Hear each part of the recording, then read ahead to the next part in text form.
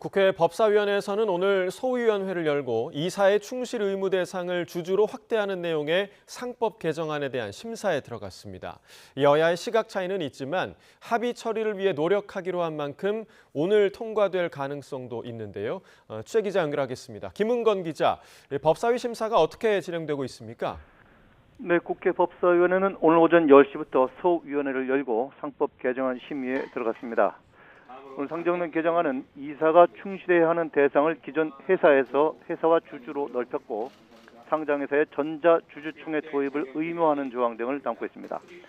특히 민주당은 지난 정부에서 거부권에 행사했던 법안에다가 감사 선임 시 대주주 의결권을 3%로 제한하는 내용 등을 추가했습니다. 그동안 개정안 반대 입장을 고수해온 국민의힘이 전향적으로 검토에 나서겠다고 밝히면서 오늘 법사위 논의가 이루어지고 있는데요. 더불어민주당은 소액주주의 권익 보호를 핵심으로 하는 상법 개정안을 이번 주 반드시 처리하겠다는 입장입니다. 하지만 국민의힘은 상법 개정안이 기업을 규제하는 법안인 만큼 세제 혜택이나 배임죄 완화 같은 보완책이 필요하다는 입장인데요. 민주당은 법안 통과를 막으려는 시간 끌기일 수 있다며 의심하고 있습니다.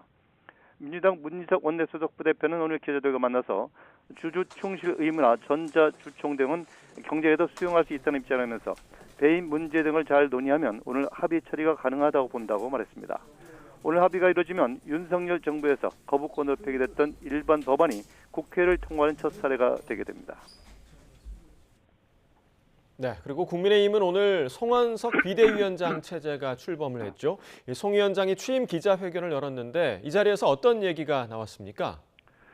네, 송원석 국민의힘 원내대표가 오늘 국회에서 비대위원장 취임 기자회견을 열었는데요. 이 자리에서 당의 근본적인 변화를 추진할 혁신안을 마련하겠다고 밝혔습니다. 송 비대위원장은 당의 변화와 혁신은 선택과 존립을 위한 절박하고 유일한 길이라면서 그 첫 단계로 사선의 안철수 의원을 혁신위원장으로 모시겠다고 말했습니다. 송 위원장의 말 잠시 들어보겠습니다. 과감한 당개혁의 최적임자라고 생각합니다. 앞으로 당 내외 다양한 인사들을 혁신위원으로 모시고 혁신 논의를 집중적으로 속도감 있게 진행하겠습니다. 네, 안철수 의원은 혁신위원장 인선 발표 직후에 페이스북에 올린 글에서 국민의힘은 지금 사망 선고 직전에 코마 상태에 놓여 있다면서 국민의힘을 반드시 살려내겠다고 말했습니다. 송원석 위원장은 또 12.3 불법 비상계엄과 이로 인한 대통령 탄핵, 대선 패배에 이르기까지 국민께 많은 실망을 끼쳐드렸다면서 이런 과오를 다시는 반복하지 않겠다는 성찰과 각오를 새기면서 다시 시작하겠다고 다짐했습니다. 이어 국민의힘이 야당다운 야당으로 거듭나 비판과 견제 역할을 제대로 수행하겠다면서 국가 경제에 해악을 끼치고 국론 분열을 초래하는 악법은 총력을 다해 저지하겠다고 강조했습니다. 네, 더불어민주당은 검찰 개혁을 거듭 강조하고 나섰죠.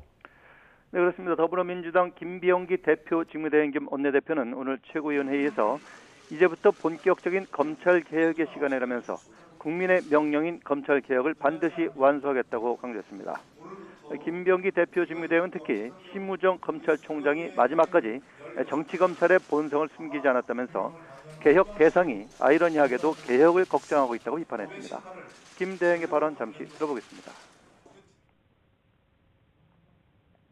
국민에게 큰 상처와 고통을 안겨줬으면서 참으로 뻔뻔합니다. 심 전 총장은 유체 이탈식 주장을 그만하고 공수처와 내란 특검의 수사에 성실하게 협조하시기 바랍니다. 김 직무대행은 또 3대 특검의 진상 규명을 방해하는 어떠한 시도도 용납하지 않겠다면서 수사 지연 전략을 통해서 국면 전환을 노리는 윤석열 전 대통령을 당장 재구속해야 한다고 강조했습니다. 민주당은 또 최근 부동산 시장 불안과 관련해서 세제 대책을 추가로 검토할 수 있다고 밝혔는데요. 진성준 정책위 의장은 라디오 인터뷰에서 부동산 시장 상황이 정말로 심각한데 세제 조치를 한사코 안 할 이유가 있느냐면서 다만 금융 조치와 공급 대책들을 우선적으로 동원하고 세금 조치는 최후의 수단으로 강구해야 한다고 설명했습니다. 지금까지 YTN 김은건입니다.